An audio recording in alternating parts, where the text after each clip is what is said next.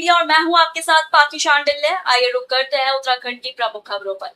30 जुलाई से शुरू होने वाली कांवड़ यात्रा की तैयारियां तेज हो गई हैं। मुख्यमंत्री पुष्कर सिंह धामी ने कहा कि कांवड़ यात्रा आस्था का बड़ा पर्व है और सरकार श्रद्धालुओं की स्वागत के लिए पूरी तरह तैयार है। उन्होंने बताया कि 2 दिन बाद हरिद्वार में बड़ी बैठक होगी, जिसमें कांवड़ यात्रा को सुरक्षित और व्यवस्थित बनाने पर चर्चा की जाएगी।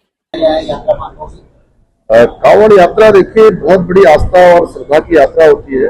शिव भक्त कांवड़िए माँ गंगा का जल लेकर अपने अपने स्थानों पर जाते हैं, महादेव को जल अर्पित करते हैं और उन सब का केंद्र हमारा हरिद्वार, ऋषिकेश और आसपास का एक क्षेत्र बन जाता है। तो हमारे लिए विशेष अवसर होता है, हमारे लिए एक बड़ा प्रतीक्षा भी रहती है कि कांवड़ आएगा, शिव भक्त कांवड़ी आएंगे, शिव दूत आएंगे, उनके भक्त आएंगे, उनका हम स्वागत करें। तो हम उनके स्वागत के लिए तैयार हैं और अच्छा करेंगे। हमने सभी तैयारियां की हैं। अभी 2 दिन के बाद हम बड़ी बैठक भी हरिद्वार में इसमें करने वाले हैं, जैसा कि हर वर्ष करते हैं कि उनके लिए आने के लिए, जाने के लिए, उनकी सुरक्षा के प्रबंध, जल लेने के प्रबंध, स्नान के प्रबंध, अन्य जो आवास की व्यवस्थाएं हैं, अन्य व्यवस्थाएं हैं, जो भी सभी व्यवस्थाएं अच्छी होंगी, उनकी यात्रा सुरक्षित हो, उनकी यात्रा अच्छी हो, बिना किसी व्यवधान के हो और उनका भी अच्छा हो और यहाँ के लोगों को भी एक अच्छा अनुभव हो। उत्तराखंड में धार्मिक स्थलों से लाउडस्पीकर हटाने की कार्यवाही पर राजनीति गर्म की गई है। मुख्यमंत्री पुष्कर सिंह धामी ने कहा कि सरकार कानून के अनुसार काम कर रही है। उन्होंने कहा कि लाउडस्पीकर का इस्तेमाल दूसरों को परेशान करने के लिए नहीं होना चाहिए और कांग्रेस हर मुद्दों पर राजनीति कर रहा है। जिस तरह से उतारा जा रहा है, कांग्रेस में इसमें कह रही है कि किसी पर्टिकुलर विशेष धर्म को टारगेट किया जा रहा है।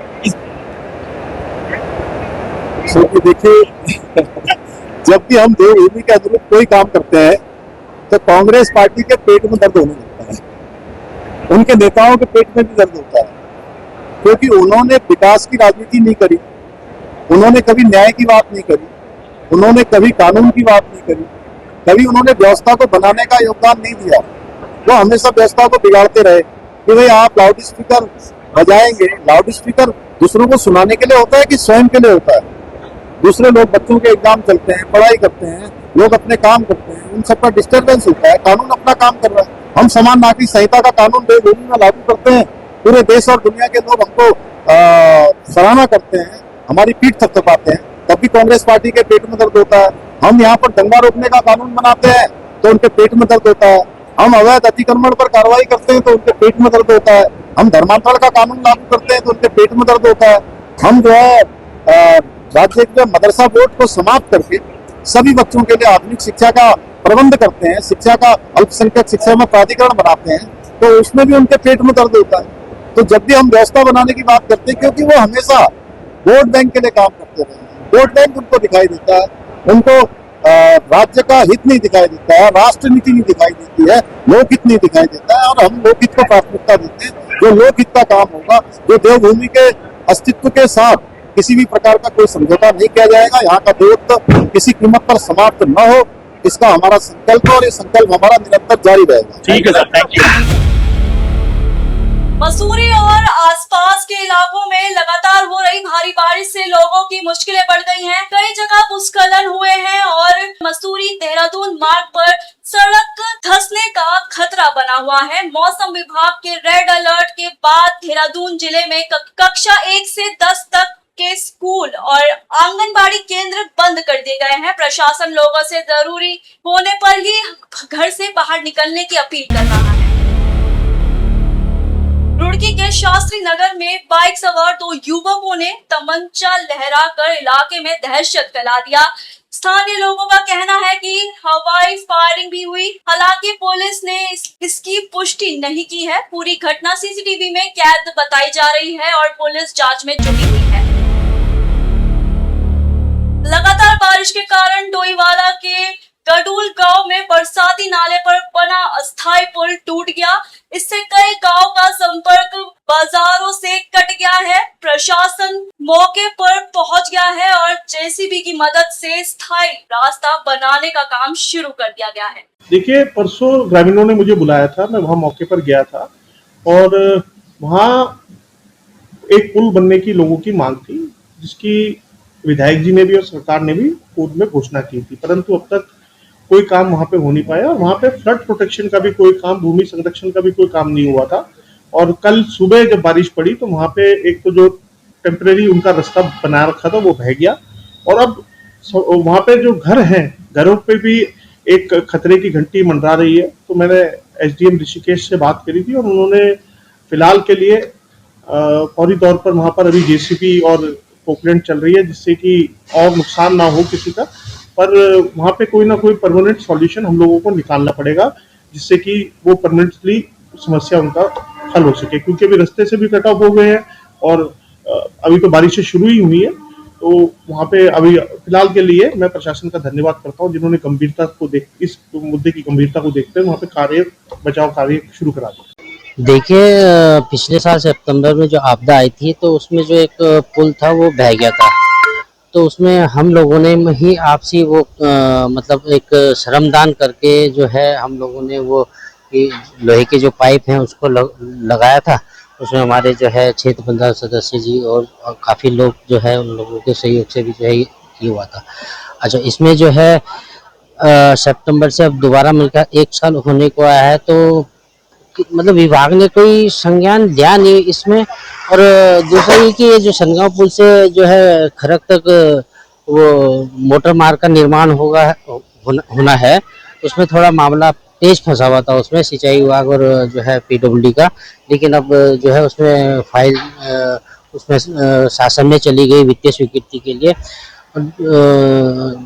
मैं आप लोगों का बहुत बहुत धन्यवाद करना चाहता हूं कि आप लोगों के माध्यम से ये बताना चाहता हूं कि जो है अभी हम चाहते हैं कि माननीय विधायक जी से ही मेरी बात हुई थी, फोन पे बात हुई थी, तो उन्होंने भी बोला था कि जो है पीडब्ल्यू निर्माण विभाग ऋषिकेश से जो बात करके वहाँ पे कोई अस्थायी पुल के लिए जो है उनको कोई दिशा निर्देश दें।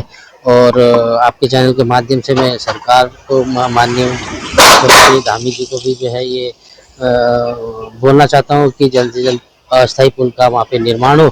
और जो लोग फंसे हुए हैं, कुछ लोग जो बच्चों का जो लोग स्कूल जाते हैं वो फंसे हुए हैं, लोगों को ड्यूटी का आना जाना है, तो इससे जो ये सारी दिक्कतें हैं उसमें जो है उससे छुटकारा मिले।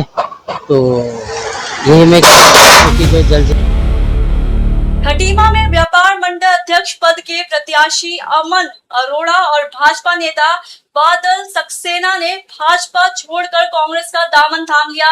अमन अरोड़ा ने भाजपा पर कई आरोप लगाए और कहा कि वे कांग्रेस की विचारधारा को मजबूत करने के लिए काम करेंगे। पहले तो मैं कांग्रेस के सभी सम्मानित कार्यकर्ताओं को नमस्कार करूंगा, नेत्रियां हैं उनको नमस्कार, आप सब मीडिया के जो बंधु हैं, जो हमारे समाज की रीढ़ हैं, उनको नमस्कार। और मैं चाहूँगा कि आप लोग मेरी बात को आगे पहुँचाएं। देखिए, वैसे तो अमन जी ने सब कुछ कह दिया, इसमें कुछ कहने की ज़रूरत नहीं है और बीजेपी की तारीफ इससे ज़्यादा हो भी नहीं सकती, मगर समाज को बदलाव की ज़रूरत है।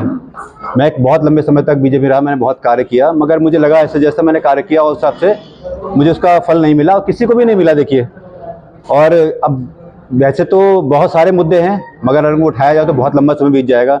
हमारे बॉय भाई, हमारे विधायक जी सब बहुत निष्ठा से काम कर रहे हैं, बड़ा सम्मान दिया इन्होंने मुझे। और मैं चाहूँगा कि अब आने वाले समय में मैं आगे 2027 में अपनी जो भी तन मन धन से सहयोग कर सकता हूँ कांग्रेस का करूँगा, और जैसे मैंने बीजेपी के साथ काम किया उससे बढ़ चढ़ कर और निष्ठा से कांग्रेस का साथ दूंगा। धन्यवाद। जो भारतीय जनता पार्टी जिस प्रकार से इस देश में, इस प्रदेश में, क्षेत्र में जो काम कर रही है, चाहे वो हों चाहे उनके कार्यकर्ता हों, वो धर्म की राजनीति, जाति की राजनीति, भेदभाव की राजनीति, इन सब चीज को बढ़ावा दे रही है। और जो समाज है, जो लोग हैं, जो समझदार लोग हैं, वो इस चीज को समझ रहे हैं कि देश का, क्षेत्र का, प्रदेश का वातावरण खराब हो रहा है। अब देखिए, अभी अमन भाई ने एक बात कही कि जब वो व्यापार मंडल का चुनाव लड़ रहे थे, किस प्रकार से उनके साथ नाइंसाफी हुई, ये आप लोग भी जानते हैं। और पूरा व्यापार मंडल में जितने हमारे खटीमा में व्यापारी हैं, एक एक व्यापारी जानता है कि सत्ता के दबाव में आकर भारतीय जनता पार्टी के कार्यकर्ताओं ने व्यापार मंडल के चुनाव को बाधित करने का काम किया, अधिकारियों के साथ मिलकर उस चुनाव को बाधित करने का काम किया। एक जो चुनाव एक जो चुनाव जो काफी वर्षों से व्यापार मंडल का चुनाव इस खटीमा के अंदर होता है, सरकारें आई सरकारें गई, लेकिन कभी भी इस प्रकार का देखने को नहीं मिला कि होता हुआ चुनाव काउंटिंग जो है बीचों बीच रोक दी गई है।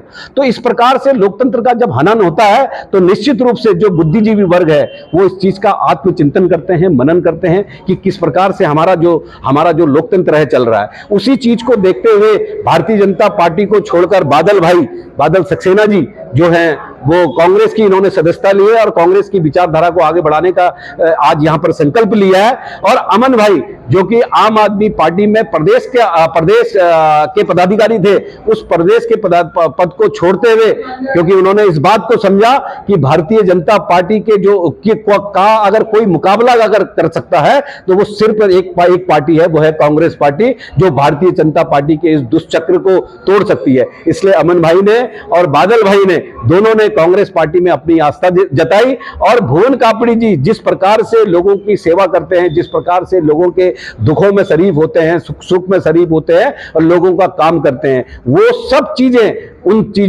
लोगों का प्रेम, भुवन कापड़ी जी का प्रेम, ये सब चीजें जोड़कर इन लोगों को जो है कांग्रेस पार्टी में लेके आई है और आत्मचिंतन से ये कांग्रेस में आए हैं। और निश्चित रूप से इन लोगों के कांग्रेस में आने से कांग्रेस में एक नई जान मिलेगी, कांग्रेस में एक नई ताकत मिलेगी।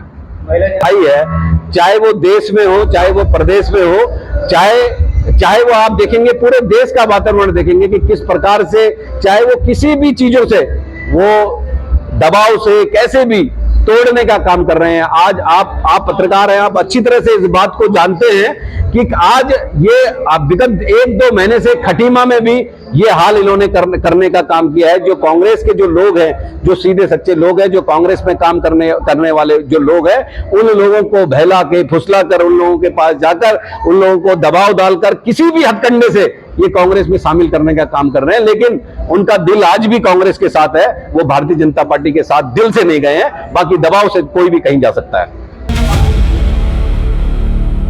फिलहाल इस बुलेटिन में इतना ही। देखते रहिए द फैक्ट।